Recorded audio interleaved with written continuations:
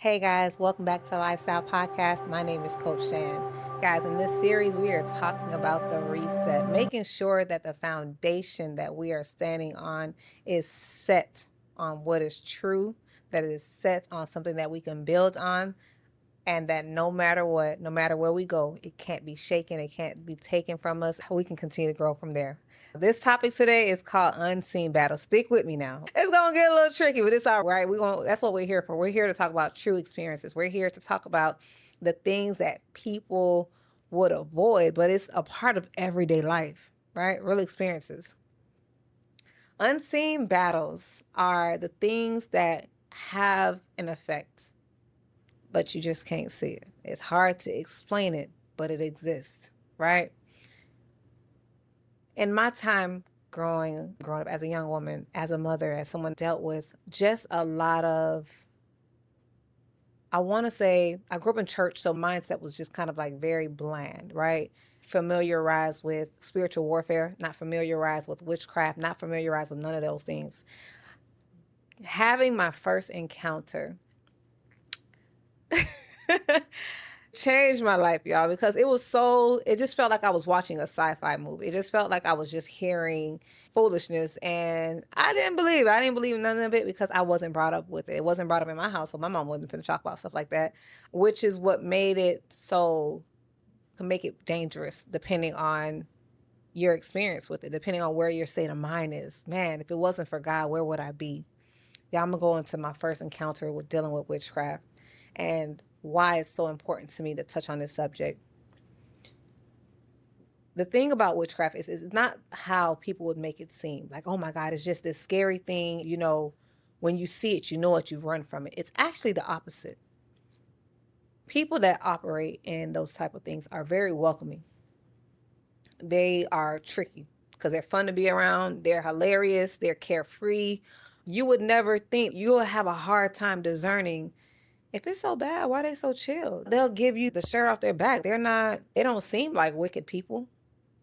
On the surface, they don't seem like they're doing things that doesn't align with God. Heck, they might seem more nicer than the people that you go to church with every day. They're at your children's schools. They're tarot card readers. And they look like normal people, right? So for me being as curious as I always am, thank God for my ability to question everything, right? Because it just saved my life literally. Me being unaware of just how things work put me in a position to obtain the stories that I'm about to tell you guys. All right, y'all. So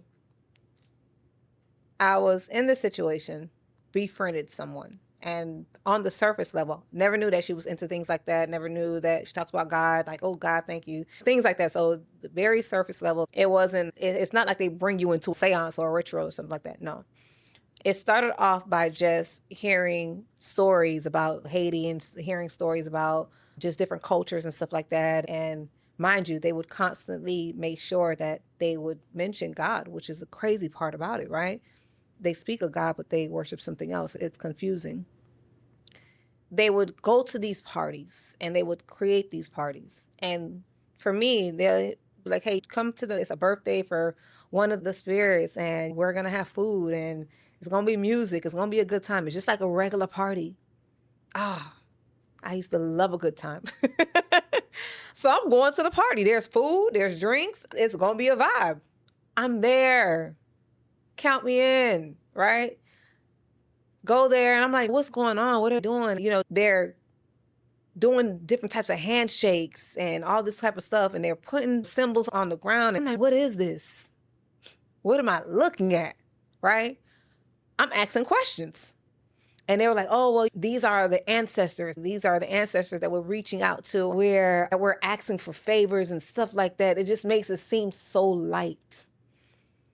But when you start to question a lot of things, that's when they start to play on the things that God hates. Like, they start to play with your emotions. They start to play with areas of your life that hurts. They feed into those things. They feed into your trauma. They need you to have trauma. They need you to have anger. They need you to have pride. They need these things to be inside of you so that they can feed off of it. Somebody did you wrong. Oh man, cheated on you. Man, you gave them your all. You gave them everything. You did this, you did that, you did this. Do you know that there's ancestors that will fight for you? Do you know that there are people that will make it right and make them pay? Do you know that that's how they lure you in? And it's just like, yeah, because I didn't do nothing to them. That's the mindset they want you to get into. Oh, I didn't do this and I didn't do that, right? And you sure it's okay? Yeah, look, I even have a Bible here. They will lure you in. It becomes an unseen battle. It's an unseen territorial. You're stepping into unseen territories, right? And the funniest thing about it is that, it's funny. The funny thing about it is that you would think that it would be what you see on the TV. Not saying that those seances are not real. Y'all just experience those things. The way that it comes off is as if, God, how can I explain this? Let me give you one of the experiences. They open themselves up so that spirits can enter them, so that the spirits can speak to you. Whoever needs a service, whatever case may be, they bring you there so that you can see what's happening. And they open themselves up so that spirits can enter them. That's why you have to be careful who you talk to, because you never know who serves what, right? The same way that we invite the Holy Spirit in is the same way as, because remember, these are fallen angels, 1/3 of heavens. They're just taking what's meant to be for the kingdom and then doing bad with it. You have to understand that they're manipulating the system. So they open themselves up and they're allowing the dead to speak through them, right? And through those things, remember, people that do those type of witchcraft, they're still people. A lot of times, a lot of them carry spiritual gifts that was put in them. They're just not accurate. They may have one thing. My father told me that they'll tell you one thing that is good and 3 things that is bad. We'll get back to that. So they will be able to say something that sounds like it's accurate, but then just kind of feed off of your reaction to it. So I'm watching these things as they are taking place, and people coming to them and bringing them money, and they're just going through these things. And I'm just like, man, it's similar to a church when people get caught up in prophecy. People take their savings and go to the church of God and just give it to the pastors or the prophets in order for them to receive a word. When they feed off of your hurt and they feed off of your brokenness, right? There is an exchange that has to happen. This is where it gets complicated. This is where it becomes more than what you bargained for. You would go to them for one thing. Hey, this person did this, or this happened, or this, or protection, or whatever case may be. And you would shake hands with the person. When you are shaking hands, that one thing that you are asking them for allows them, because you're giving them permission. You have to give them permission. You are allowing them to now have access to you in other ways that you didn't bargain for. That's the thing with the enemy. The enemy doesn't have all power. They play with your emotions. So during these ceremonies, during these rituals, guys, people will go in. They're very inviting. They're very welcoming. Very, hey, we got you. And then all of a sudden you are knee deep into warfare. Now, for me, this is how I pissed them off. Okay. After going to these parties and after listening to them talk, I was just like, They were like, okay, one of them came into the person and was like, hey, we want you. And I was like, who, me? I was like, I got to talk to my husband, y'all. I'm married. I don't think I want to do that. They were like, oh, you can't turn down the spirit. They try to just fearmonger you. You can't turn down the spirit. Man, you're opening yourself to such warfare, this and that, blah, blah, blah. Like just trying to put fear into me. And I was just like, man, God, if this is you, let me know, because I don't see this as being like, this doesn't feel right.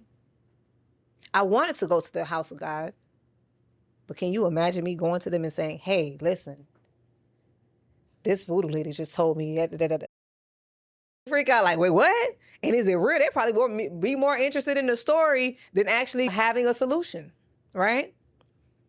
For someone that didn't have a lot of elders in my family, I felt so vulnerable because I didn't want to do it. I'm not going to do it. But they're telling me that I'm going to be under attack. What do I do? what's going to happen to me? I felt so vulnerable, so defenseless.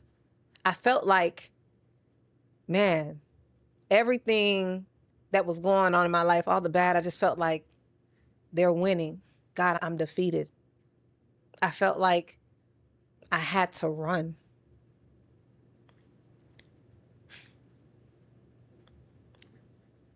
And at the end of the day, what I needed was right in front of me. What I needed was an unseen, because I was fighting an unseen battle. I can't go to the police with this, right? What I needed was an unseen weapon. What I needed was prayer. What I needed was the word. What I needed was what is true. All these things are just like the story of Moses when he kept going back and forth, when God kept sending him back before Pharaoh. He wanted Israel to see, like, yeah, you see, yeah, I know that they're doing little magic. They can turn this little puddle into and make it red so it can look like blood. They can turn these little things into snakes. I want you to see these things. These things that they're showing you is nothing compared to me. These things that they're putting in front of you is nothing compared to what I can do. God showed Israel, you see these little things that they're doing in front of you, these magics that they're doing in front of you? The same thing as Moses. Let me part the Red Sea and show you who I am. Let me part the Red Sea and show you that I am God. That if you have me, there is nothing that can come against you. If you put me at the center, right? The things that are traumatizing you, the things that they're trying to make, fear, anger, all these things that they're trying to make you so afraid of and make you feel so bothered by are nothing that I can't fix. But you got to give it to me. They will make you feel like you can reach, that you can have the power in your hands. They are so prone to that. They're trying to make you put the power in your hand instead of giving it to God. They want you to react on revenge and act with a spiteful heart. So that way, right, they have more people into their kingdom. The more you keep going to them, going to this place of fear and going to this place of darkness, you feel like you have to keep going to them, keep feeding into them. And you don't even realize the very things that you are trying to set up against somebody else is what's coming back to haunt you. The very things that you are thinking that you are attacking somebody else with is the thing that you're facing. You're dealing with your own hand. You're dealing with your own fate. The fear of those who don't engage in it, I wasn't engaging in it. I'm not finna do this. I literally called my father and I said, Dad, we didn't have the best relationship. I called him and I said, Dad, this is what they're telling me. This is why God tells you to honor your parents. Your parents, they're here for a reason, no matter indifferent. We'll get into that until another day. But he said, for every one thing they say good, 3 things bad will follow. Don't go for it. This is why a relationship with God has to become personal. Instead of, for a while, it baffled me that I couldn't really figure out what to do. It bothered me, right? Instead of giving up, instead of giving in, the generational curse breaker that I am, I begin to dig into the word. I begin to understand the power of Psalm 91. I begin to understand the powers of speaking, of fasting. I'm jumping around the story just to get to this point, y'all. The disciples were out healing people. They were going out and about healing people. And this man brought his son, and they couldn't heal the boy from that certain demon that was taunting the boy. And Jesus came and he did it. And the disciples, after he did it, asked him, why couldn't we do this? There is certain levels that require fasting for 40 days before he went out. There are certain levels that require more than just prayer. You got to write it down. There is different things that I needed access to, but had I not had interaction with them, had I not had these conversations with them, I wouldn't have understood the things that were out there, and I wouldn't have understand how powerless they are to the hand of God. This moment wouldn't be made available. When you feel like you are under attack, when you feel like people are doing you wrong, when you feel like things No matter how hard you pray, no matter how hard you try, you just can't break a stronghold off of you. You can't break addiction. You can't break the spirit of love. You can't break pornography. When you get to certain levels in your life, the only thing that can tear down those things and really set you free is the power of God. The more you feed into fear, the more that you feed into the place of depression, of anger, of betrayal, the more you feed into those things, the less power you have. There is power in the tongue. You can speak life. You can trust that God is bigger than what you are experiencing. You can trust that prayer has the power to set you free. Fasting. You need to hear from God. Fasting is fasting is key. Writing petitions is key. One thing I will say about them is that they're very disciplined together. They are very disciplined together.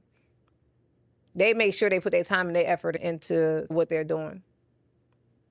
But you know what?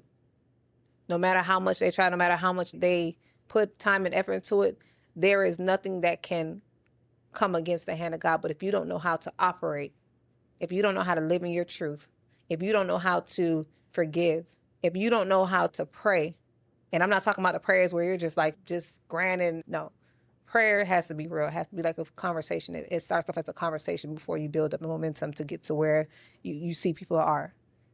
If you don't know how to operate with the tools in front of you, you will always feel like you can't. You will always feel like you are not going to break free from those things. But you can. You're looking at somebody who has broken free from addiction, free from things that felt like they were just going to be a part of me for the rest of my life. But God. I say that to say this. Unseen battles,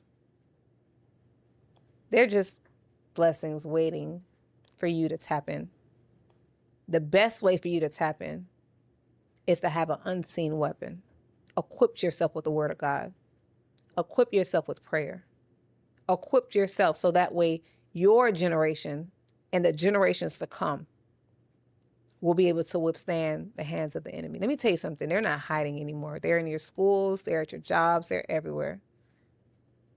But you don't have to hide either. Be equipped with what is true. Until next time, guys, I thank you so much for tuning into Lifestyle Podcast. Thank you so much for joining into this series. I pray that you know that you are loved. You are blessed. You are a king's kid. Walk into the room like you're a king's kid. Own it. That's who you are. Live in it. Be carefree in the will of God. I love you guys. Until next time. See you later.